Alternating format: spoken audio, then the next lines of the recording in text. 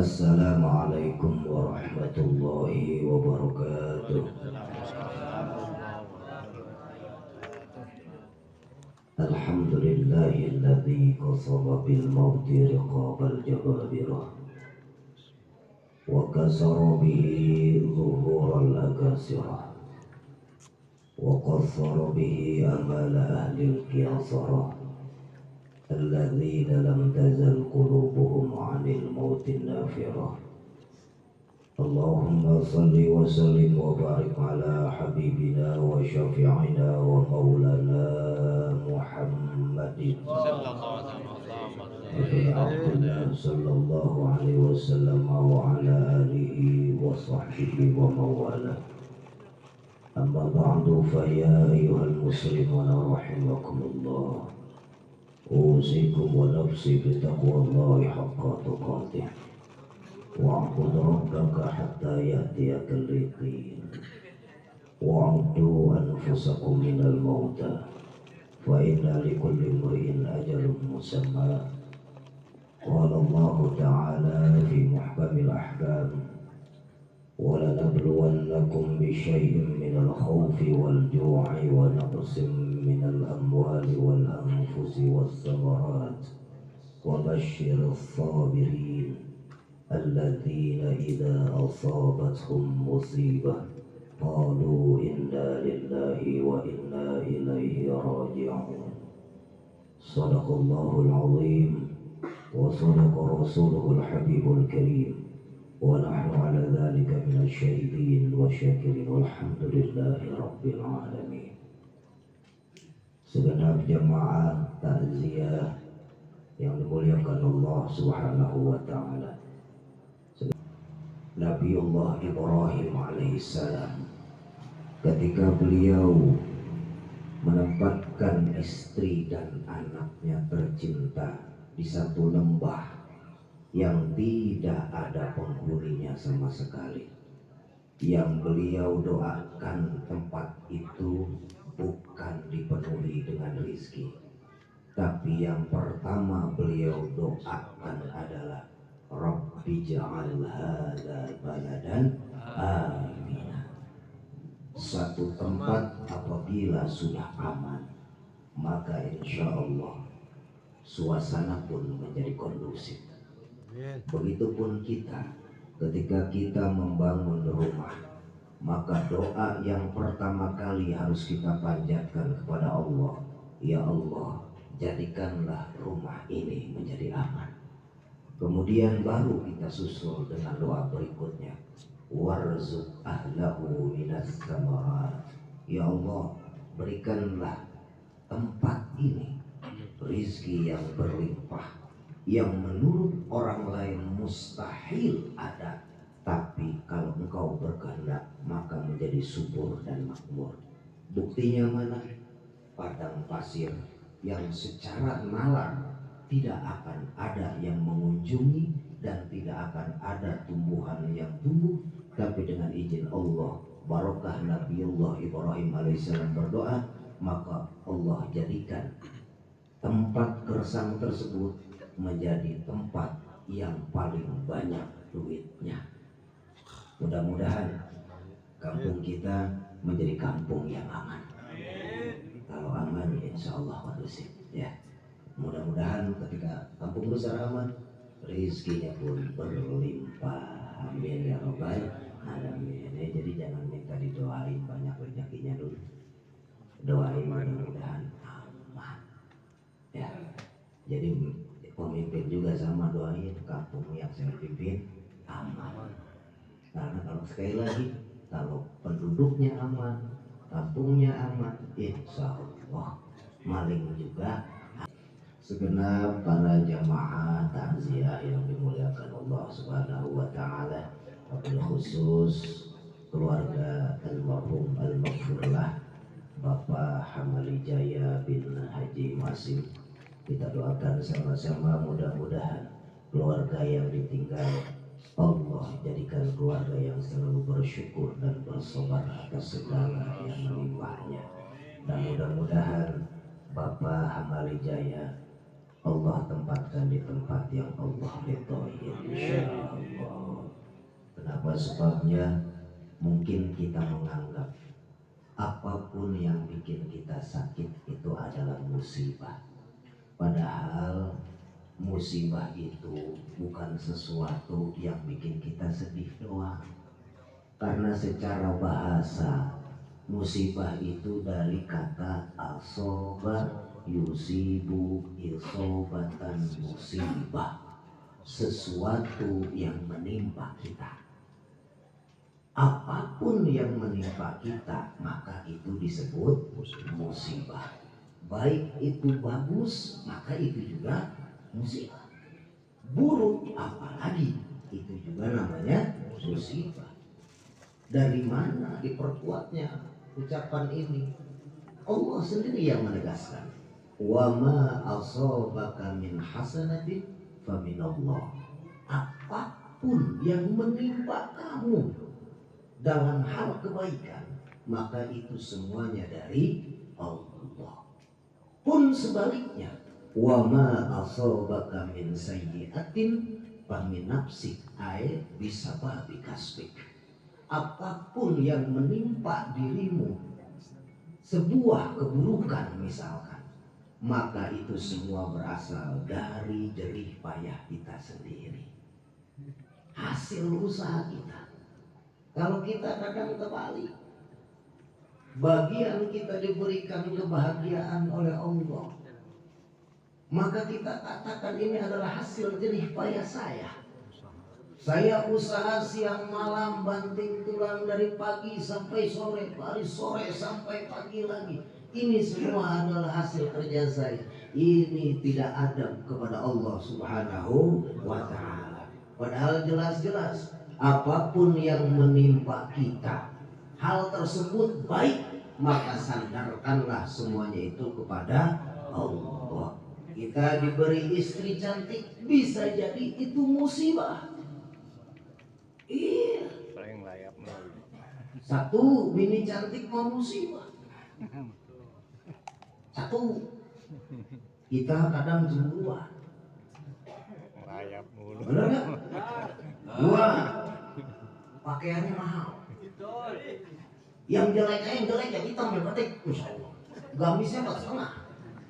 Apalagi yang cakep. Bedak. Kan kalau yang jelek mah cukup. Pantat keceng olesi beres. Jadi musibah. Yang keempat yang paling menyakitkan kalau punya istri cantik, kitanya jelek. Ngedukun di mana ya anak? Begitu kan? Sujud timbul ya. Jadi ini sekali lagi, setiap yang menimpa kepada kita, baik itu baik ataupun buruk, maka sekali lagi ini adalah musibah. Bukan cuma sekedar meninggal. Kita punya motor baru aja itu musibah. Kalau misal kita tidak bisa mensyukurinya. Kita punya rumah baru, kemudian kita tempati, kita tidak bisa mensyukurinya, maka itu juga musibah. Apalagi duda pirang kagak kawin-kawin kayak si Soleh. Itu udah bukan musibah, itu mah. Ajab kali.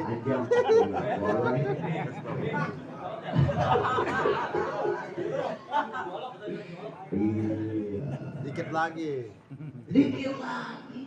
Soleh itu bukannya nggak mau kawin, dia lagi mencari pasangan yang sampai tua.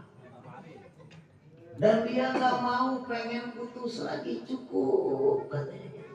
Habis katanya kalau misal jalan sore-sore ngelihat ibu-ibu beli rujak, itu dia langsung mikir, ilah ntar ibu-ibu pada begini semua. Tuh, jadi dia takut istri barunya begitu. Padahal memang gak kebelet duit begitu. Padahal mah coba kalau lu rasa 5 itu 10 juta kawin, ini bala-bala juga diulekin. Gitu baru. Yang gak kawin-kawin sama. Sebab yang namanya kawin itu kan nikmat dari Allah, bisa juga ajab dari Allah. Bukan ajab, ujian dari Allah. Nggak boleh kita bilang aja ke sesama muslim, nggak boleh. Tidak boleh. Kenapa sebabnya hadirin? Ini kita bentar lagi mau memperingati Maulid baginda Nabi. Umat Nabi Muhammad itu adalah ummatan wasaton marhumah. Umat Nabi Muhammad adalah umat yang benar-benar marhumah, yang diberikan rahmat oleh Allah Subhanahu wa ta'ala. Maka tidak boleh bagi seorang muslim mengatakan kepada muslim yang lain, lu mah kena ajab. Nggak boleh. Kenapa sebabnya hadirin? Nabi-nabi terdahulu, Nabi Nuh alaihissalam, ketika beliau berdakwah, kemudian beliau dihina, dicaci, dimaki, kemudian beliau secara manusiawinya rada sewot. Akhirnya doanya apa? Ya Allah, jangan sisain dikit juga manusia di muka bumi. Aku, kecuali yang naik di perahu saya. Sampai anaknya Kanan harus apa? Ini rata semua, itu baru aja. Mulai turun pertengahan Nabiullah Musa alaihi salam. Nabi Musa alaihi salam tidak dihancurkan semuanya oleh Allah Subhanahu wa ta'ala. Masih disisain. Yang disisain cuma perempuan sama anak-anak dan budak. Yang lemah-lemah. Maka zaman Nabi Musa, laki 1, perempuan bisa 20. Enak lu balik lagi ke zaman Nabi Musa. Bukan lu kejar-kejar Firaun.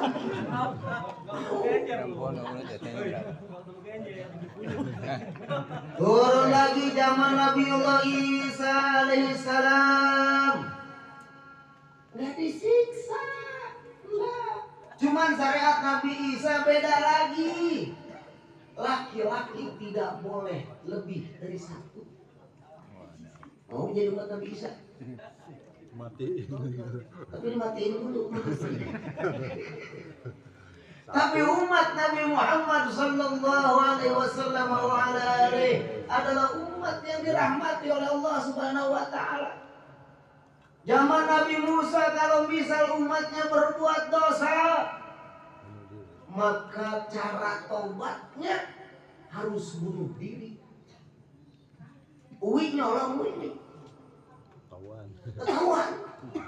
Ya Allah, saya tobat, kudu bunuh diri. Tobatnya bunuh diri. Selesai baru dosanya dihapus. Kemudian zaman Nabi Musa, setiap kita ngelakuin dosa malam, pagi-pagi di depan pintu tulisan ada. Pendosa. Habis dari rumah janda pirang. Iya, tapi Nabi Muhammad sallallahu alaihi wasallam adalah umat yang dikasih sayang oleh Allah. Mana buktinya kita berbuat dosa tiap hari, tapi Allah kasih kesempatan. Wih, tobat lihat. Ya, ya Allah, dikasih napas lagi. Ya, digantiin mobil truk lagi. Ngomelin supir lagi. Kadang-kadang Haji Nasir di komplain, urusan dia bukan kemana-mana. Ya. Resiko udah itu. Ya. Enggak disiksa sama Allah, yang harus dikasih kesempatan buat apa? Oh, karena memang rahmat, karena nabinya sendiri aja mengajarkan ketika beliau ditimpa oleh penduduk Taif, maka beliau tetap, walaupun Jibril dalam satu riwayat mengatakan, Muhammad, apa aku harus timpakan kedua gunung ini? Dan bahkan 2 malaikat penjaga gunung tersebut pun minta ke Nabi Muhammad karena enggak tega melihat kekasih Allah ditimpa. Apa kata Nabi? Jangan. Kenapa sebabnya? Ini arju, aku berharap mudah-mudahan ada dari keturunan mereka yang menyembah Allah. Dan itu terbukti, saudara. Itu terbukti semuanya. Makanya tidak boleh bagi sesama muslim untuk mengatakan apabila seseorang itu tertimpa musibah, disebutnya azab. Dulu waktu tsunami ada, wah ini mah aja. Kenapa orang Aceh pada ngeganja semua? Atuh kudunya jangan di Aceh doang, Teluk Naga kena. Kenapa sebabnya? Emang ganja di Aceh doang? Ada sih di Mari juga. Apalagi dulu katanya yang digerebek siapa? Bos Om. Temennya Jopi. Akuang ya kan? Terbesar itu. Tapi kan nggak diajak. Betul tidak? Makanya jangan sampai kita mengatakan kepada sesama muslim Anda diazab.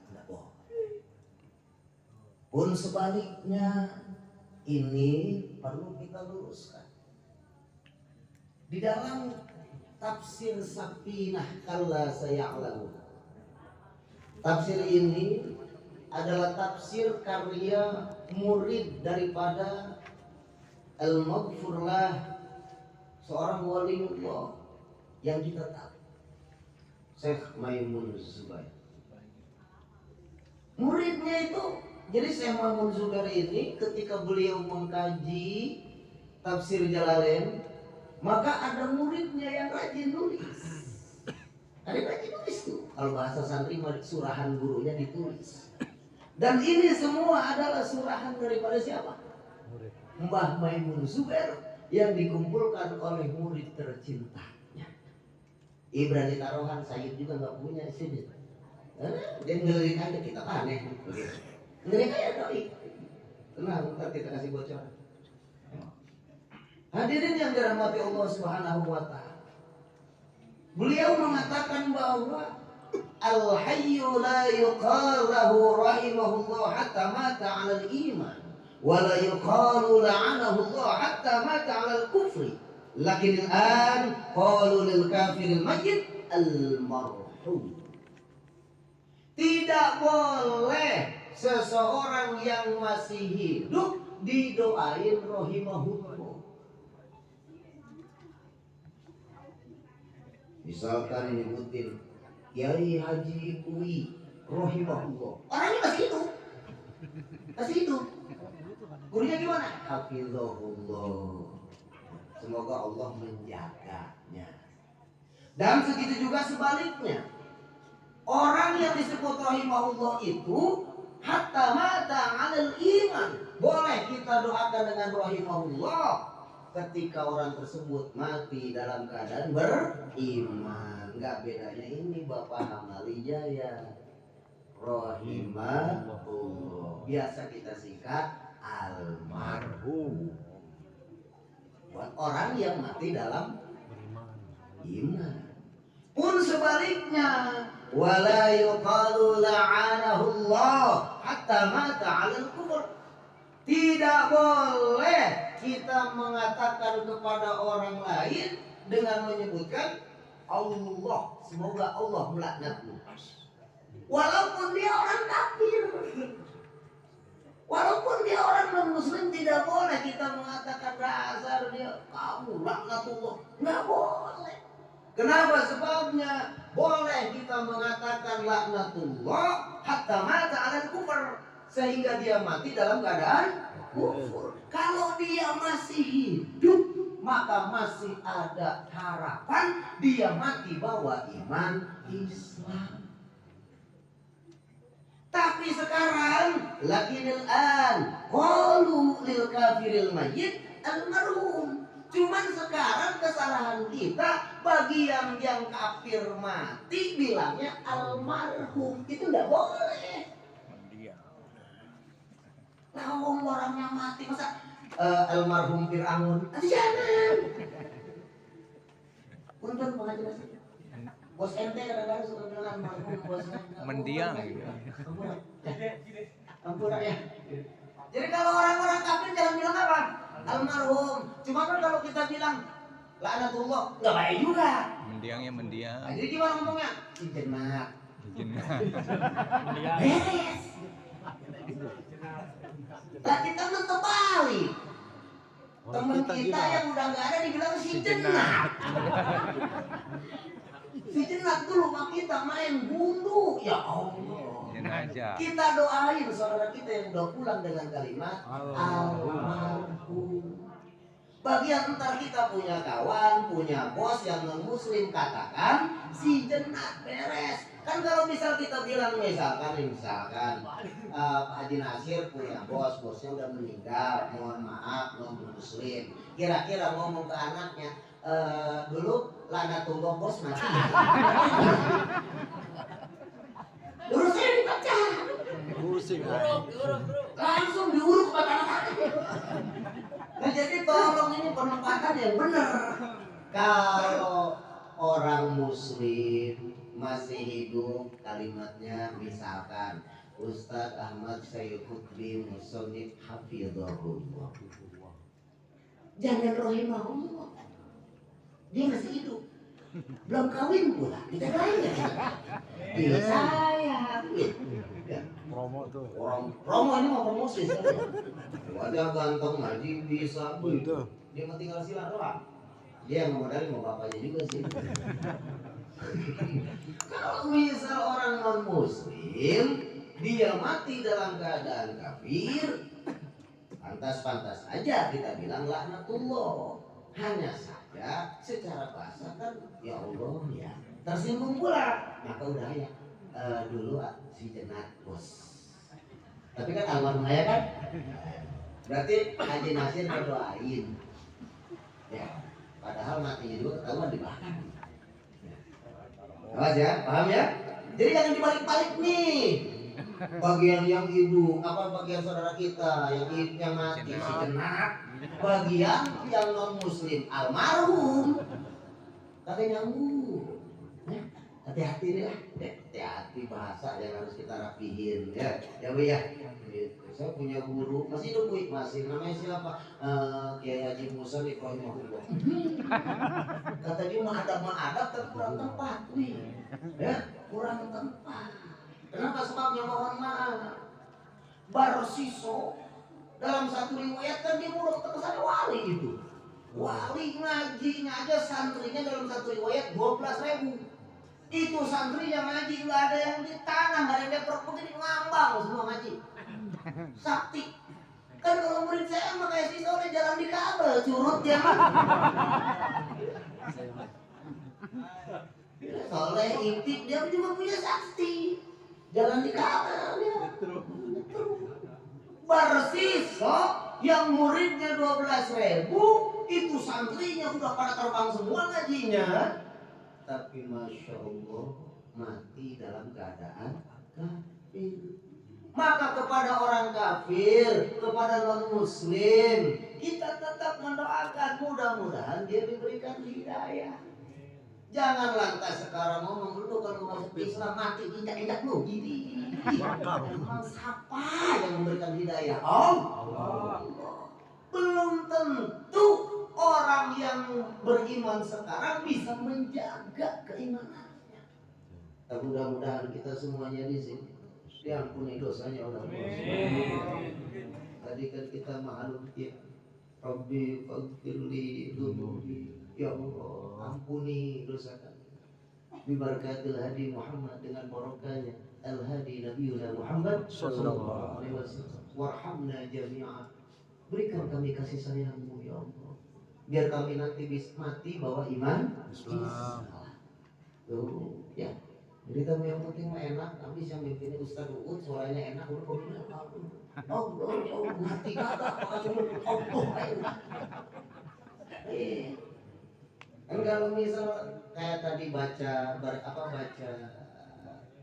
diba paham maknanya enak gitu, sambil dihayati. Bapak-bapak juga sama saya yakin, umpet-umpetan bukan paham enak. Jajal gue yang baca, baru-baru umut-umutan. Karena lama jasa, kapan berdirinya ini? Insya Allah, mudah-mudahan walaupun kita tidak paham, tapi mudah-mudahan kita yakin seyakin-yakinnya yang kita baca, yang kita sanjungkan adalah pujian buat baginda Rasulullah sallallahu alaihi wasallam. Karena sekali lagi amal ibadah kita mah kalau diukur menjamin masuk surga jauh. Kiai mau masuk surga kali jauh belum tentu. Kita mah ngarepin syafaat. apalagi si Uwi yang tapi bisa jadi Uwi masuk duluan ke surga. Amin. Panggil ya. Wajar. Jadi jangan sekali lagi, karena Kanjeng Nabi gak pernah mendoakan musuh-musuhnya dengan kata-kata yang buruk. Bahkan Nabi mendoanya kayak tadi, inni arju min aslabihim man ya'budullah. Aku berharap dari tulang sulbi mereka lahir hamba-hamba yang mau menyembah kepada Allah Subhanahu wa ta'ala. Nah, hadirin yang dirahmati Allah Subhanahu wa ta'ala, kita yang namanya hidup, memang terkadang kita ini harus menghadapi yang namanya cobaan, ujian. Tapi sekali lagi, al-muslimu yastahilu alaihi al-mautu bi'adzabil gharqi kaqaumi fir'aun walal qahd illa qalilan wa in kana fala yakunu 'adzaban min Allah bal bala'un wa yasbir 'alaihi wa yujar. Mustahil seorang muslim mati dengan diazab. Mustahil. Seorang muslim mustahil mati dengan cara diazab. Misalkan ditenggelamkan seperti kaum Fir'aun, atau terkena kohtun, bala yang luar biasa kayak kemarin kita itu apa? Copet. Ya. Si David yang udah lewat. Itu bukan azab. Orang mukmin mati, muslim meninggal, itu enggak mustahil muslim meninggal dengan keadaan diazab. Walaupun terjadi ada misalkan pandemi, maka fala yakunu azaban minallahi mithlahum. Itu semua bukan azab dari Allah. Tapi apa? Yasbiru alaih wa yujar. Kejadian tersebut harus dia sabari dan nantinya akan diberikan pahala oleh Allah Subhanahu wa ta'ala. Bapak Hamali Jaya pulang ke Allah. Maka ini semua bukan azab, bukan siksaan. Tapi ini semua adalah ujian buat yang hidup. Apakah bisa bersabar atau tidak? Apakah bisa bersyukur atau tidak? Loh, Kiai, kan bapak saya, suami saya meninggal, kok saya bersyukur? Bagaimana ceritanya ini? Bersyukur di situ berarti apa? Satu, berbaik sangka buat Bapak Hamali. Apa?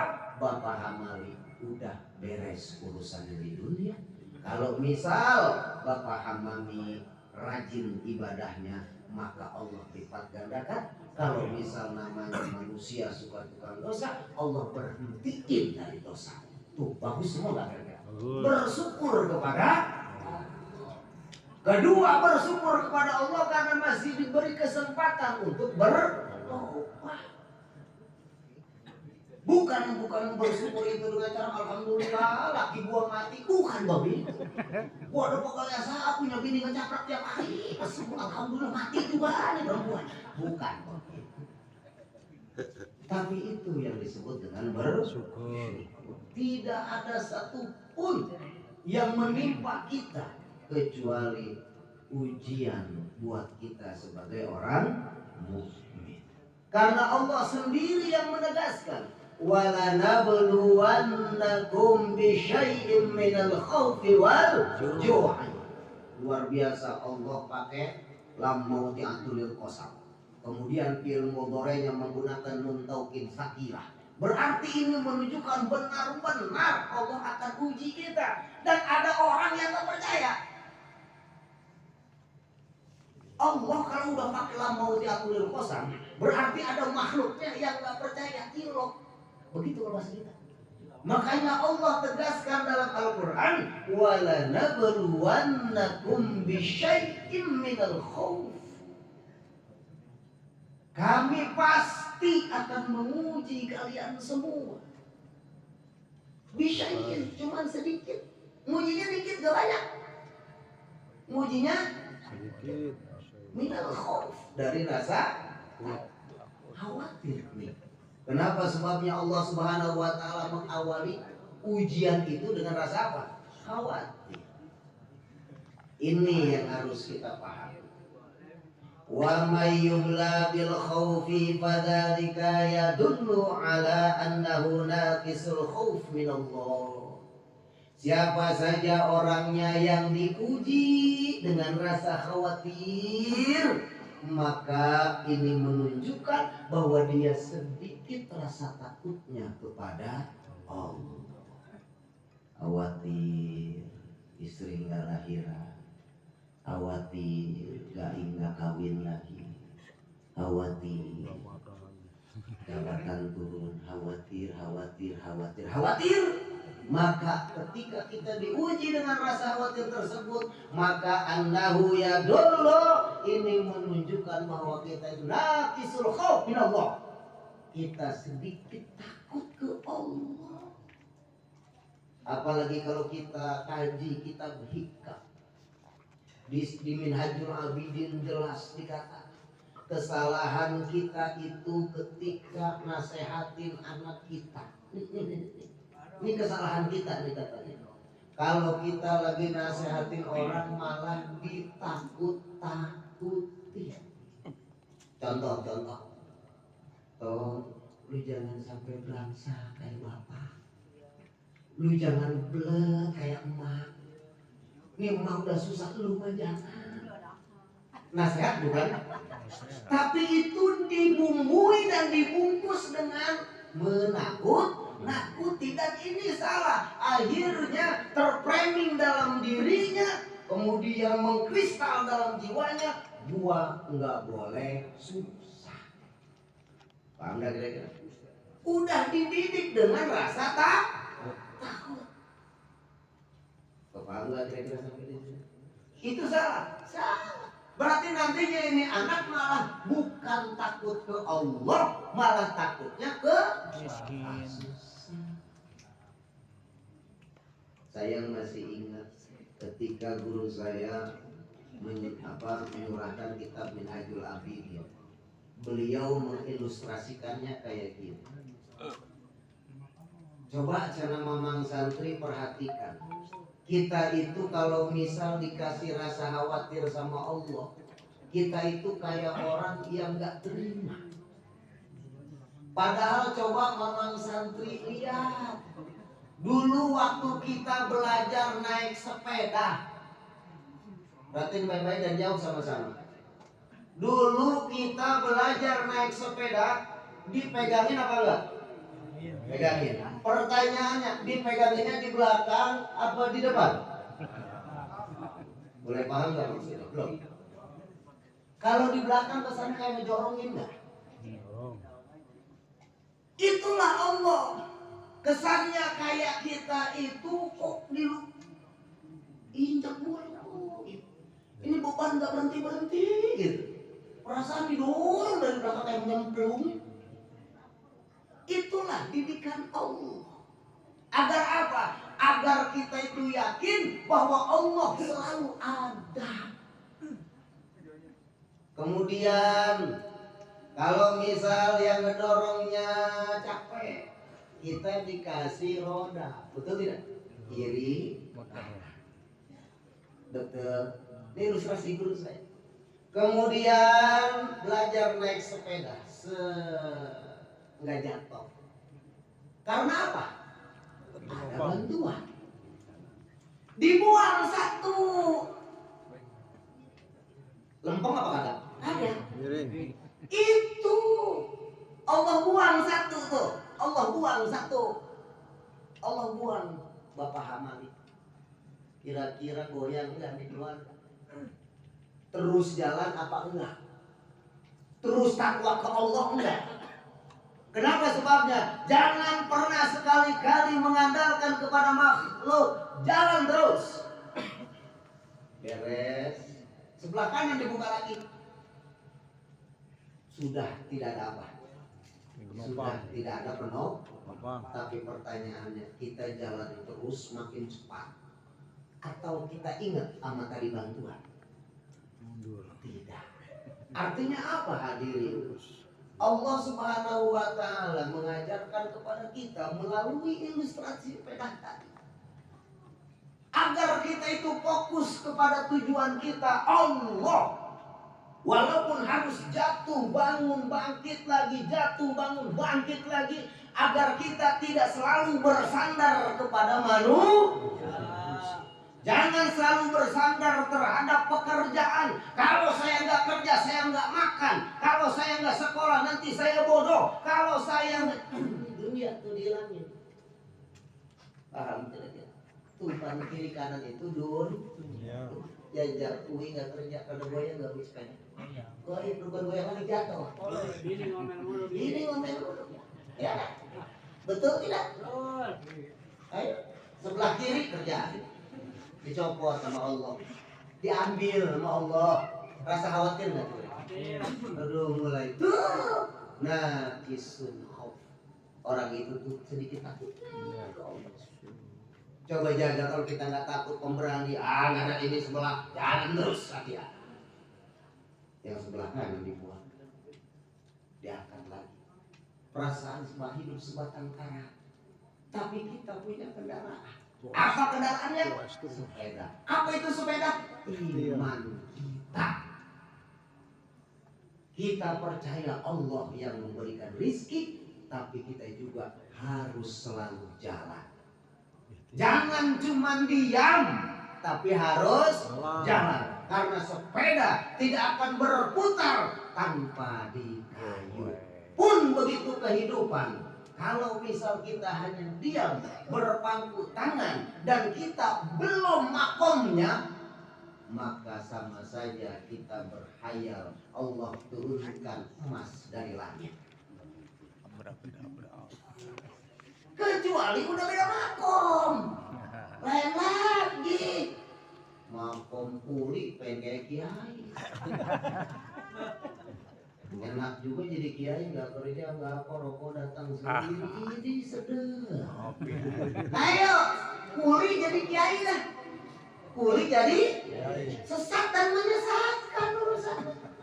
Santri bukan diajarin ambil, diajarin kuli panggul. Paham kira-kira? Haji Sonik mah enak, emang ngurusin masjid doang. Anaknya hidup semua. Dulu tuh liatin Haji Sonik. Tuker Haji Sonik. Dulu jadi Haji Sonik. Insya Allah sebulan rumah sakit jiwa. Jadi urusan itu. Ya, dibuang. Nah ini dia. Ketika sekarang kita punya rasa khawatir, ini berarti menunjukkan bahwa kita sedikit rasa takutnya kepada Allah. Ya renungin kayak begitu. Nih khawatir begini ya. Takut begini, takut begini, takut begini. Berarti kita itu takut ke Allahnya kurang. Kata soleh takut bini begini, benerin soleh. Bisa jadi ente belum takut ke Allah sesungguhnya, karena ente masih nyelonjong ke guru. Sama Jopi ente juga ketoprak lah.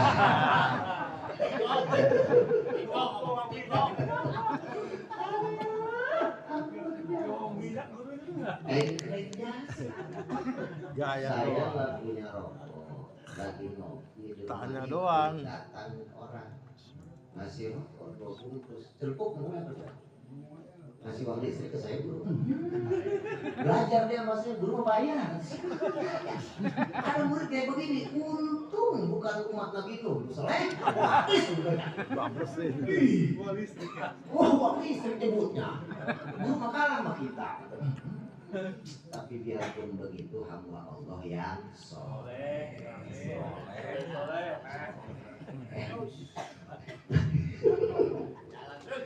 Udah bukan jalan terus le. Orang mau ngomong apa kayak jalan terus kan nomor 1.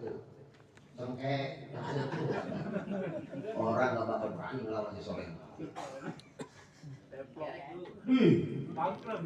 Sama kayak ente Jopi lah.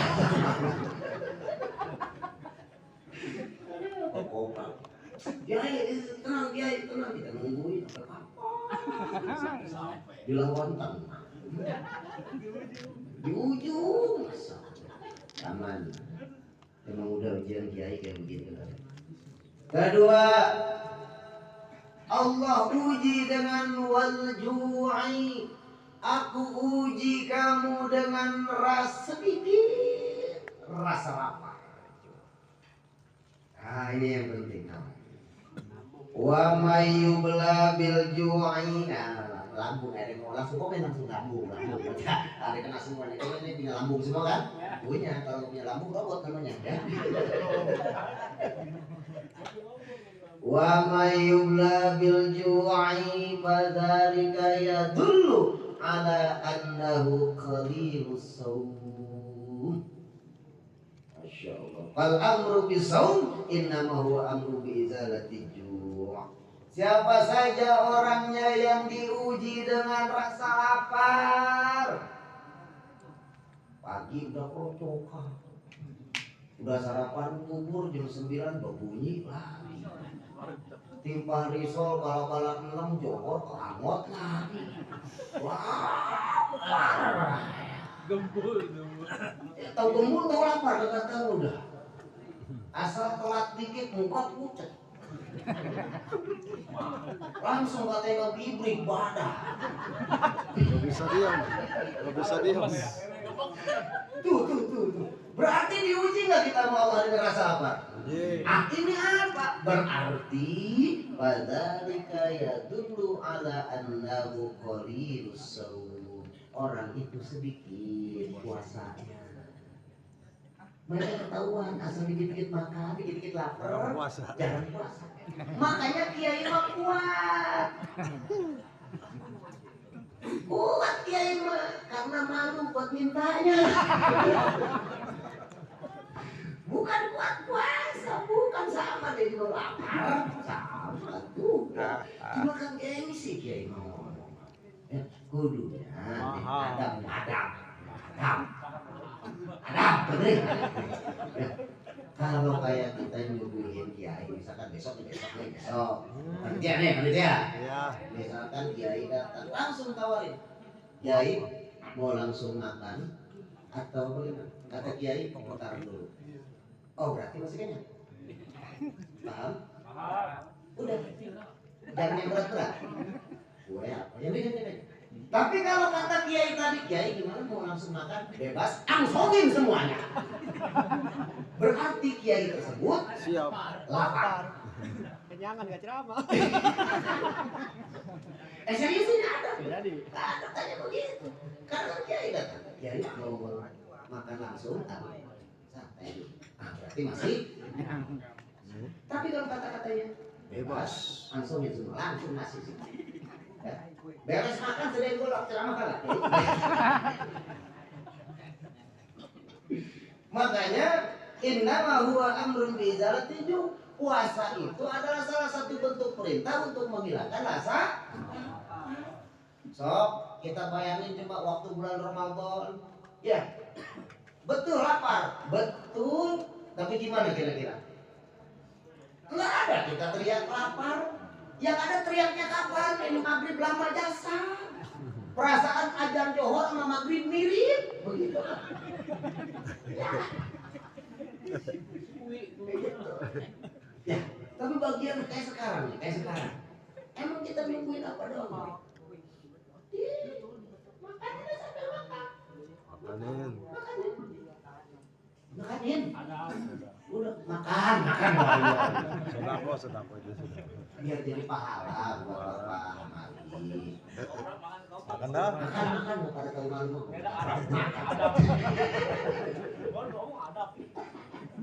Dia berkoprak pak. Tuh diuji dengan rasa lapar dan itu pasti Allah nggak bohong. Enggak. Ya. Makanya termasuk santri ujinya lapar. Yang pernah santri pasti pernah ngerasain. Kalau makanan yang pahit. Jadi manis. Itu dimakan sama liwat enak jasa. Padahal makanan operasi doang. Gurih, nambah lagi. Tapi jajal di rumah. Makan sama tempe kira-kira gimana? Tolak. Enak. Di santri mah nih berkat sekarang 3 hari kemudian masih ada. Digoreng sama dia. Karena sakit perut kagak, itu bingung perut santri mah ada virus kayaknya itu. Iya, paling santri penyakitnya paling jelek, mencret, paling buduk, udah begitu doang. Iya. Jarang yang sakit perut itu santri. Ya. Dua, diuji dengan rasa Lapar. 3 wa naqsim minal amwal. Allah uji dengan kekurangan harta. Dulu zaman ayat ini diturunin, harta di zaman Kanjeng Nabi apa? Emas dan perak. Uang pembayaran buat pembayaran itu apa? Pembayaran kan dulu zaman Nabi apa? Emas. Disebut harta itu emas dan, tapi mulai ke sini susut jadinya apa? Perak. Betul tidak? Tuh. Seperak, 2 perak, 3. Makin ke sini perak hilang diganti kertas.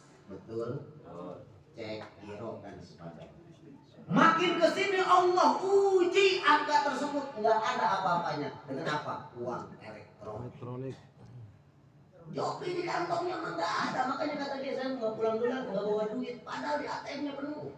Amin. Apa susahnya transfer, mau transfer orang gua ngecaprak kali. Tadi kita transfer ke saya. Entar kotak amal lu transfer ke nomor kiai. Ilah. Nggak tahu nomor rekeningnya kali. Makanya coba itu, wahyu kimatul arkom. Kata Mbak Maimun, wahyu kimatul arkom. Lantas harga angka itu apa? Enggak ada kan? Dulu kita punya duit 1 juta, beli apa dulu? Dulu 1 juta beli apa? Wah banyak beli. Jajal sekarang duitnya 1 juta, bawa ke Tanah Abang, celam-celam. Saya tahu celam-celam di Bali. Iya. Bawa duit 1 juta celam-celam, padahal nanti celam-celam apa? Nanggungin. Beli atasan bawahan. Dulu saya pesantren, saya ijazah 1 wiridan, itu ijazahnya 2,5 gram. Saya ijazah ratib itu 2,5 gram. Saya ingat itu kalau diduitin harganya 22.000 segramnya. Sekarang segram berapa? Tuh soleh. Segram 900 soleh. Ada enggak? Saya zaman pesantren ke Tasikmalaya dari Cikokol sampai Tasik goceng. Yang punya toko deh, Wak Wadi itu kan goceng dari sini ke Tasik. Sekarang berapa duit? Cepet. Coba, berarti udah mulai nggak ada harganya kan duit? Ya. Makanya ada angka doang, 0 banyak. Masjid lu bangun 7T, 8T, 0-nya doang. Yang kagak ada duitnya. Mereka kasihan DKM, bantuin. Dia kasihan ngecaprak kaya, ada yang bantuin. Bantuin rah.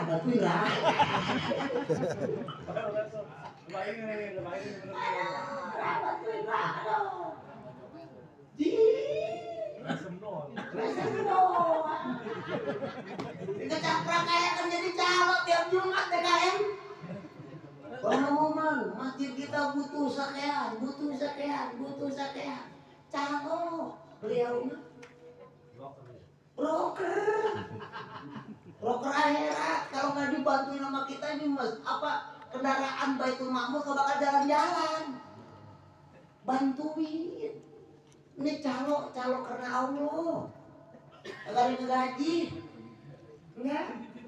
Ya bantuin ya, hadirin ya. Kasihan calo ngecapraknya kayak gimana? Udah ngeleng, itu bibirnya itu. Kamu Ustaz Yahya tuh ngomongin aja. Kasihan, ya jangan diledekin mulu.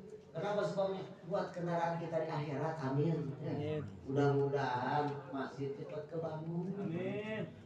Diuji kita dengan kekurangan harta, khawatir duit habis. Allah uji kita teh. Allah itu menguji kepada kita itu dengan rasa khawatir kita. Kalau rasa khawatir kita berlebihan, maka Allah buktikan. Titik 1000. kita khawatir, takut gak ini, takut gak ini, takut gak ini. Berarti udah buruk sangka sama Allah. Allah kenapa semuanya? Ente buruk sangka sama saya, kata Allah. Makanya gue rasain. Kalau saya ngasih ke masjid seminggu 2.000, sekali 4, sebulan 8.000, lumayan buat beli rokok ya. Udah ya saya buat. Akhirnya kata bini, Pak, 1.000 juga banyak kan. Udah ya seminggu sekali, jangan dulu. Mulai ya.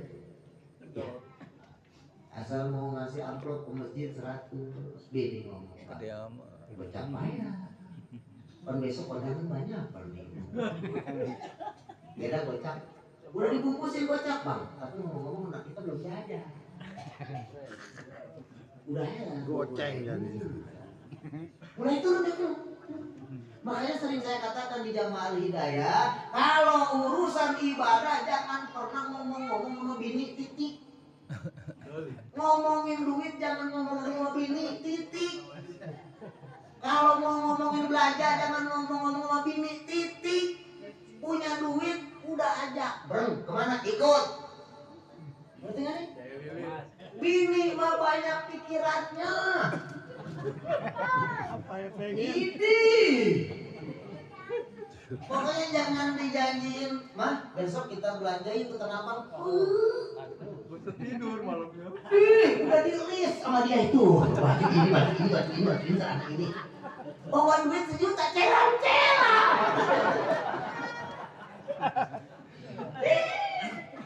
Udah begitu. Itu makanya bini mah udah jangan diajak musyawarah.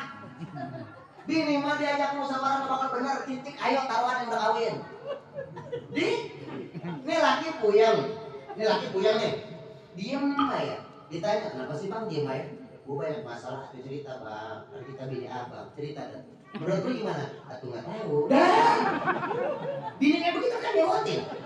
Bener nggak kira-kira? Ditanya nggak diajak ngomong, dia marah. Mau kita salah apa Bang? Ini diemin, gue punya masalah. Kalau kita ya, kan penjawab tuh. Tadinya nggak ada masalah, mau bini jadi ada. Masalah di luar kecil gara-gara ada bini, jadi makin gede. Makanya bini asal ngelihat laki diem hayang udah jangan ditanya. Teduhin kopi aja. Karena laki-laki mah ayo ngaku nggak ngaku awas. Yang namanya laki-laki kalau punya masalah pengennya diem, benar nggak? Ayo ibu kalau ada laki ibu nih pulang kerja diem aja, jangan ditanya. Biarin aja. Beneran. Jangan ditanya. Jangan misalkan dia diem aja, jangan. Entar juga laki mau ngomong sendiri. Pengen ngomong.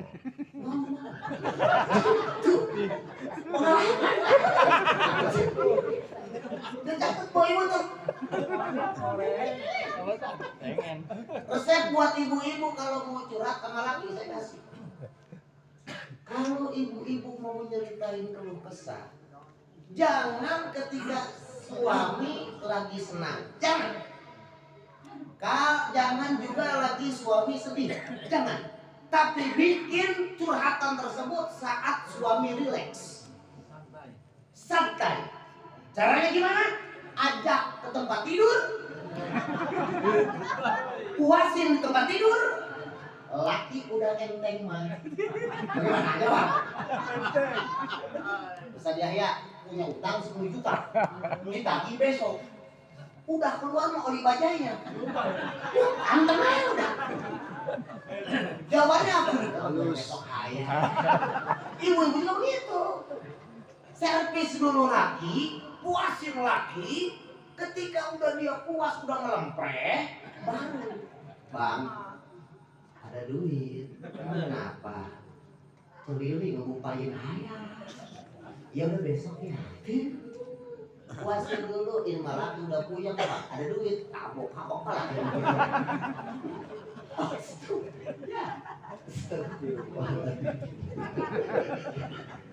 Begitu ya. Begitu Pak, kita mau begitu ya. Kita memang kelemahan kita. Segala karakter kita kalau udah di atas ranjang bini, nah, karena memang harus diakui perempuan itu makhluk Allah yang paling kuat. Luar biasa. Yang hidup jadi mati, yang mati jadi hidup. Paham.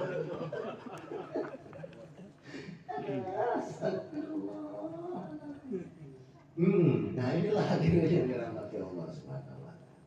Ngaji Quran kalau kita kaji tafsirnya, Masya Allah, seayat juga belum tuh. Seayat juga belum, sepotong juga belum. Belum. Tapi kalau buat ceramah acak-acakan gitu. Sambutan aja tadi udah beres, Bismillahirrahmanirrahim ya. Ini ayat cuma baru wala nabluwanakum bi syai'in minal khawfi wal ju'i wa naqsin minal amwali kasbir wal anfusi wa thamarati wa basiris mu'minin alladzina idza asabatum musibah qalu inna lillahi wa inna ilaihi raji'un. Belum. Jadi siapa yang besok yang mau dinailahin? PR. PR katanya. Nah itu dia. Ya, ngaji itu segitu tuh kalau ngaji. Insyaallah. Kemudian Allah uji juga kita dengan rasa kelamaan. Allah uji dengan rasa lama-lama mati ngaji ya mau pulang dari tadi. Jadi berhubung itu udah pada pegel. Ngaji segitu aja. Mohon maaf. Assalamualaikum warahmatullahi wabarakatuh. Waalaikumsalam.